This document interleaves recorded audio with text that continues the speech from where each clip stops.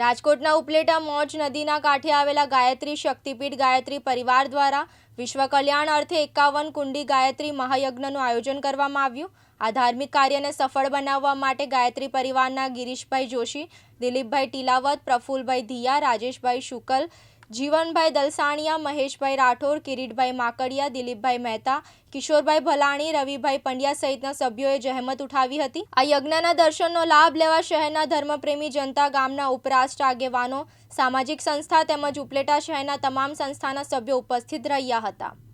દિલીપભાઈ અમૃતલાલ તિલાવત, ઉપલેટા ગાયત્રી શક્તિપીઠ ઉપલેટા આજ વર્ષોથી જ્યારથી સ્થાપના થઈ ત્યારથી 51 કુંડી ગાયત્રી યજ્ઞ એક વર્ષમાં કરે છે। એ પણ એક ચૈત્રી નવરાત્રિ અને ત્યારબાદ આસો નવરાત્રિમાં આ યજ્ઞ કરવામાં આવે છે। આ વખતે દશેરા પછી વરસાદ હોવાથી થોડું અમારે લેટ થયા છીએ, તો આ વર્ષે પણ યજ્ઞ વિશ્વની સુખ શાંતિ અર્થે, માનવ કલ્યાણ અર્થે આ યજ્ઞ કરવામાં આવે છે। અને આ યજ્ઞનું જે કાંઈ અમે કાંઈ કરીએ છીએ તે વિશ્વ સુખ શાંતિ માટે અને મારા ગુરુજીના માર્ગદર્શન નીચે યજ્ઞ કરવામાં આવે છે।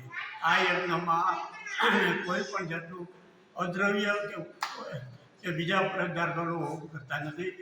શુદ્ધ ગાયનું ઘી અને વનસ્પતિ આવે છે હિમાલયની, એનો જ ઉપયોગ કરી અને આ યજ્ઞ કરવામાં આવે છે। આ યજ્ઞમાં અંદાજે દર વર્ષે 1200 થી 1500 માણસનું જમણવાર કરવામાં આવે છે। 51 જણા કપલ બેસીએ છે ગાયત્રી પાસે અને દરેકને યજ્ઞમાં પુસ્તકોની ભેટ આપવામાં આવે છે। આ યજ્ઞ માટે અમારે ગાયત્રી પરિવારના સભ્યો ભેગા થઈ અને ગાયત્રી યજ્ઞ કરી રહ્યા છે। વિપુલ ધામેચા, દિવ્યાંગ ન્યૂઝ, ઉપલેટા, રાજકોટ।